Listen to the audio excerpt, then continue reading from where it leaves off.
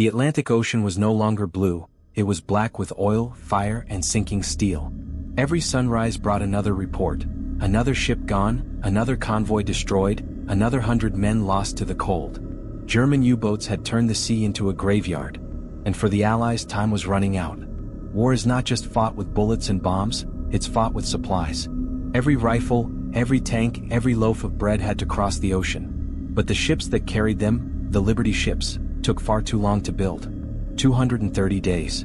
Almost 8 months to finish one. At that rate, the Allies would lose before the ships ever touched water. Then came an idea that no one expected, and it didn't come from a general or a politician or even a soldier. It came from a man who wore no uniform. His name was Henry J. Kaiser. Before the war, he built roads, bridges, and dams, not ships. But he had something far rarer than experience: vision. When Kaiser looked at the shipyards, he didn't see tradition. He saw wasted motion, lost hours, and slow, outdated methods. Men were building ships as if it were still the 19th century, one piece at a time, by hand, in sequence. He asked a question that sounded almost insane for wartime. What if we built ships the same way we build cars? People laughed. The shipbuilders, the Navy, even the politicians, they thought he was dreaming. You can't mass-produce ships, they said. You can't weld something that big together. But Kaiser didn't argue, he just started building. Instead of waiting for one ship to be finished, he broke construction into thousands of separate parts. Each piece, the bow, the stern, the deck, was built in different places at the same time. Factories inland, far from the water, built sections like assembly lines. Then trains carried the steel parts to the coast, where teams worked day and night, welding them into place. It was chaos at first. Nothing fit. Schedules broke.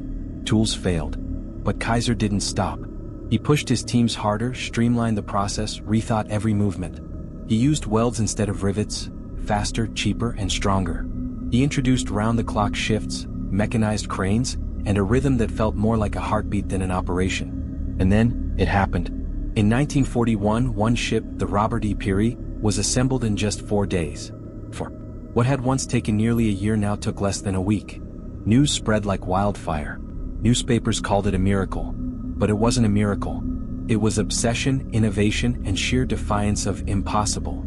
Soon, Kaiser's methods reshaped the entire U.S. shipbuilding industry. Dozens of shipyards followed his model. New workers, many of them women, joined the lines, welding, lifting, assembling. They called them Rosie the Riveters, but in truth, they were the backbone of an industrial revolution happening under fire.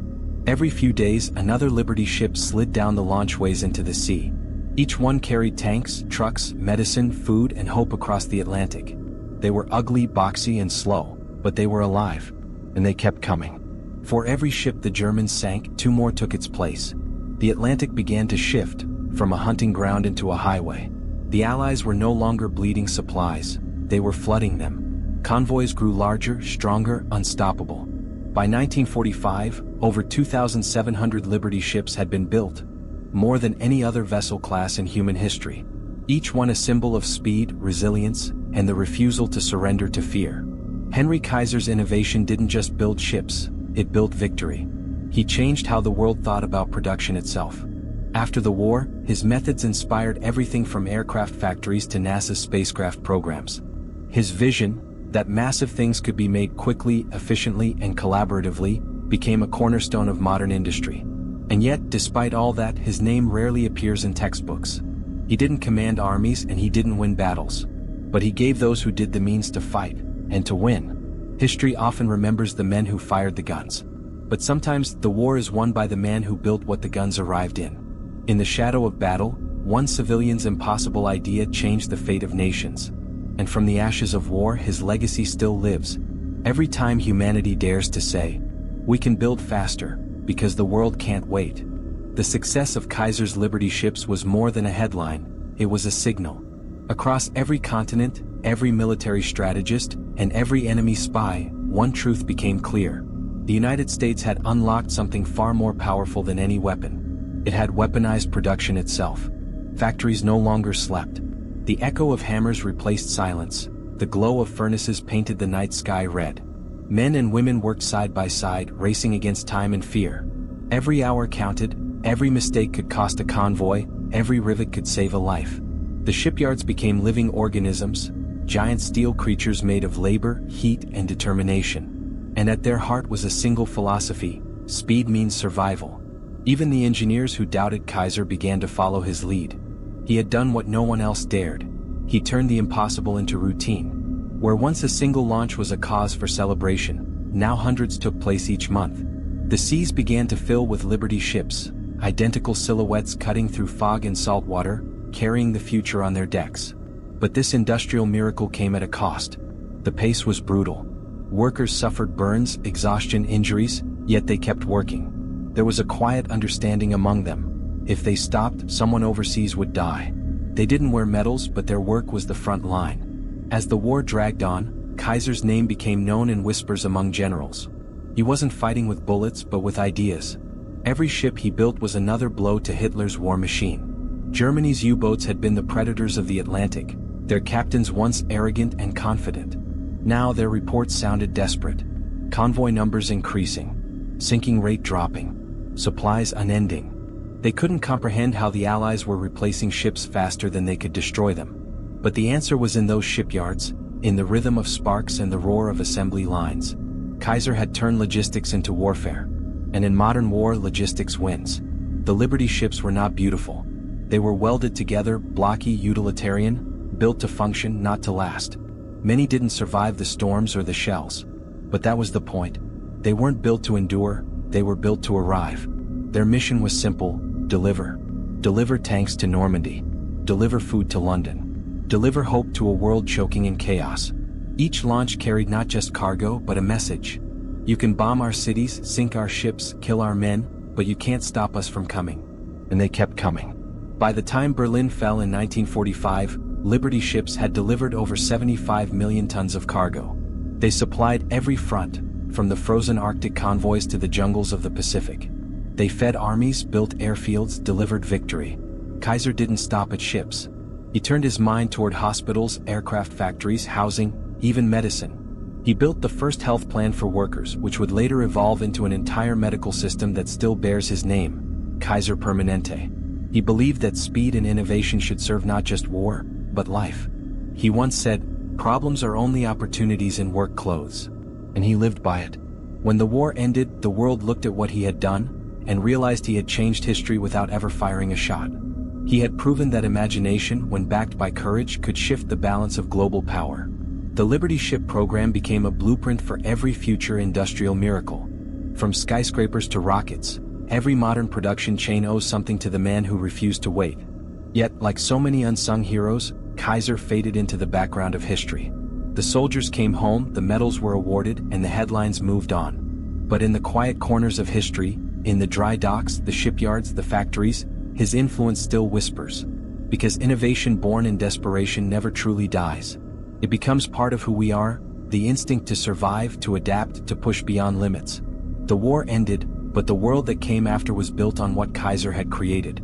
A belief that no idea is too bold, no deadline too short, and no man too ordinary to change everything. And perhaps that's the greatest legacy of all. Not the ships, not the steel, not even the victory.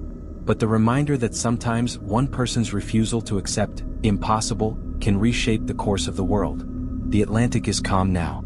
The Liberty ships that once filled its waves have long since rusted away, their steel recycled, their names forgotten. But somewhere, in every ship that sails, in every idea that challenges the clock, the spirit of Henry Kaiser still moves, the man who built a fleet in days, and gave time itself a reason to fight.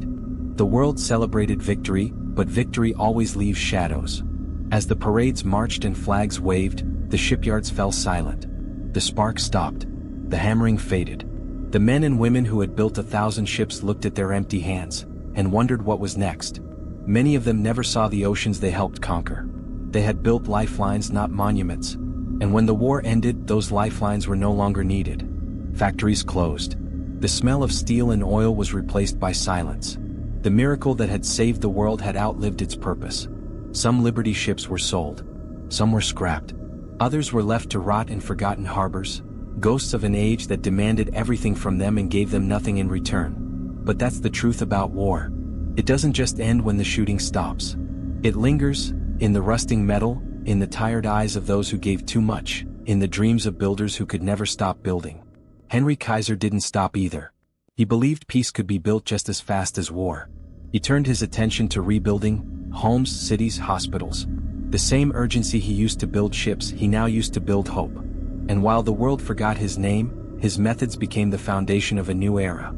An era of speed, innovation, and ambition. The age of mass production was here to stay. The factories that once built Liberty ships would one day build cars, planes, even the rockets that reached the stars. Every invention that came after carried a trace of his spirit. The belief that the impossible was only temporary. But buried in that progress was something darker. The same power that created miracles could also create destruction faster than ever before. Nuclear bombs, jet bombers, guided missiles, all born from the same relentless drive to outpace the enemy. Humanity had learned how to build faster, but not how to stop. And yet, the story of the Liberty ships remains one of hope. Because they weren't built to destroy, they were built to deliver. To carry the weight of a world refusing to die. Each beam, each plate, each rivet carried not just metal, but meaning. A statement to every dictator, every tyrant, every believer in domination. You can try to control the world, but you cannot stop the human will to build, to adapt, to fight back. Decades later, divers still find their remains deep beneath the ocean surface. Rusted hulls resting on the seafloor, quiet, motionless, yet still powerful in their silence. Each one a monument to what ordinary people can do when history demands the extraordinary. When storms rolled across the Atlantic, they said the Liberty ships sang. A groaning, haunting song of metal under pressure, of strength tested by the sea. Some believed the ships themselves had souls. Souls born from the hands that built them and the hope that drove them. Maybe they were right. Because even now, in museums and shipyards, when people look at the last surviving Liberty ships, they don't just see steel. They see defiance. They see speed turned into salvation. They see proof that sometimes, the quietest heroes are the ones who build instead of destroy. And somewhere in that silence, between the rust and the memory, you can still hear the heartbeat of the man who started it all. Henry Kaiser, the builder who challenged time. The man who looked at the impossible and said, "Let's get to work." The ocean keeps its secrets. The waves erase the trails of ships long gone. But beneath the surface, the echoes remain. Every Liberty ship that sank took a piece of history with it, and every one that survived carried the memory of those who didn't. Men who stood on the decks of steel built faster than anyone thought possible. Men who never saw the end of the voyage. Men whose stories were written not in books, but in salt water and sacrifice. It's easy to forget them now. The world moves faster than ever. The same speed Henry Kaiser once dreamed of has become the rhythm of our lives. Factories still hum, machines still run day and night, but the purpose has changed. Progress no longer means survival, it means profit. And somewhere in that trade, we lost the urgency that once united us. But history has a strange way of whispering. Every time disaster strikes, every time the world is on the edge, we look back to those who built under pressure, who refused to surrender, who proved that willpower can bend time. Maybe that's the real legacy of the Liberty ships. Not the steel, not the design, not even the record-breaking speed. But the reminder that ordinary people, when faced with extraordinary circumstances, can create miracles. When the world burns, there will always be builders. When fear takes over, there will always be hands that reach for tools instead of weapons. And when hope seems lost, there will always be someone, somewhere, who refuses to give up. That was Henry Kaiser. A man who didn't command armies or win medals, but who understood something greater. That in the darkest moments of history, it's not destruction that defines us, it's creation. And as the last Liberty ships fade into rust and memory, their story remains a quiet warning, and a louder promise. Because if we ever face a storm like that again, the world will need more than soldiers. It will need builders. And somewhere in every factory, every blueprint, every dream of something better, the spirit of Henry Kaiser still waits, ready to build again. Decades passed. The shipyards where steel once screamed now sleep beneath weeds and dust. The cranes that reached for the sky stand frozen. Monuments to a time when humanity built faster than it could think. But if you listen closely, you can still hear them. The echoes of hammers, the rhythm of work, the heartbeat of 1,000 dreams. They say history repeats itself, but maybe it never ended. Maybe we just changed the tools, changed the names of our enemies, and forgot the lessons we already paid for in blood and iron. Kaiser saw the future in blueprints, not battle plans. He understood that power wasn't only about force, it was about creation. And for a moment the world believed that too. We believed we could build our way out of chaos, that progress itself could be peace. But peace is fragile. The same engines that built the Liberty ships would, years later, build machines for new wars. Different flags, same fear. Vietnam, Korea, the Cold War. Every generation finding new reasons to burn what the last one built. And yet, we keep building. Maybe that's who we are. Maybe that's what keeps us alive. Because buried inside every blueprint, every steel beam, every ship that sails, is a story. A story of survival, of defiance, of the human need to fight back against the impossible. The Liberty ships weren't perfect. They cracked. They sank. They rusted. But they showed the world that perfection doesn't win wars. Persistence does. Every ship that made it across the Atlantic was a victory not just for an army, but for everyone who believed that time could be beaten, that courage could be welded into steel. And long after the guns fell silent, their story became something more. In classrooms, historians still talk about strategy and politics. But in the shipyards, what's left of them? There's another kind of history. One written by hands covered in soot, faces burned by sparks, and hearts that beat to the sound of engines roaring to life. That's the real story of the Liberty ships. Not glory, not patriotism, just raw human endurance. They didn't just carry cargo. They carried the weight of the free world. Every nail, every weld, every shipment across enemy waters was a declaration. We will not stop. We will not be broken. And that message, that defiance, still drifts across the waves today. The world that rose from the ashes of World War II was built on that same foundation. Speed, production, innovation. It gave us cities of glass, towers of steel, and the illusion that we could build forever. But if history teaches us anything, it's that creation and destruction are never far apart. The same brilliance that forged Liberty ships also forged the weapons that could end everything. It's a balance we still struggle to keep. A reminder that progress is a double-edged sword. Because somewhere, right now, new factories are rising. New engineers are drawing lines on paper. And somewhere, a man like Henry Kaiser is looking at a problem the world says can't be solved. And smiling. Maybe that's the legacy. Not the ships. Not the war. But the idea that no matter how dark things become, there will always be builders. Always be people who choose to create. Even when everything around them is falling apart. The Liberty ships are gone. But their ghosts still move. In every engine that starts. In every bridge that stands. In every moment humanity decides to fight back, not with destruction, but with creation. And maybe one day, when the next great storm comes, we'll remember the man who looked at chaos and chose to build anyway. Henry Kaiser, the man who built faster than time, and proved that even in war, there's still room for hope. Time moves forward, but the ghosts of war never leave. They linger in the forgotten docks where ships once stood, in the silent tools left to rust, and in the black and white photos of men who built faster than they could breathe. The Liberty ships became legends, but like all legends they began to fade, first from the headlines, then from memory. Today only a handful remain. Museum ships, floating relics of a time when humanity stared into the abyss and refused to fall. Visitors walk their decks, touching the cold metal, feeling the weight of what was built in desperation, and wondering how something so ordinary could have changed the course of history. They say the past is gone, but it isn't. It's hidden in plain sight. In the factories we build, in the technologies we chase, in the restless hunger to do more, faster, better. The Liberty ships were the first step toward a world that never stops moving. And maybe that's the irony. Kaiser built them to win a war, but in doing so he taught the world how to fight time itself. He created a template for the modern age, where speed became the measure of power, and progress became the new battlefield. In that sense, the war never truly ended. It just changed shape. Today's wars aren't fought with steel and fire. They're fought with data, code, energy, and silence. Nations still race against one another, still build faster, still believe that whoever produces most wins. It's the same race Kaiser started, only now no one remembers who lit the fuse. But maybe somewhere he would have smiled. Because for all our chaos, for all our arrogance, we're still building, still trying to hold back the tide. There's something timeless about that, something deeply human. The instinct to fix, to create, to survive. And perhaps that's what makes the story of the Liberty ships eternal. Not because they were perfect, but because they were proof that even in humanity's darkest hour, we didn't stop believing in what we could make with our own hands. The ocean will keep its secrets. The waves will keep whispering their names. But as long as there are people who dare to build in the face of destruction, Their spirit will never sink. Because in every age, when the world begins to fall apart, there will always be someone like Kaiser. Someone who looks at the impossible and says quietly, "Give me a day." And with that, history moves forward again.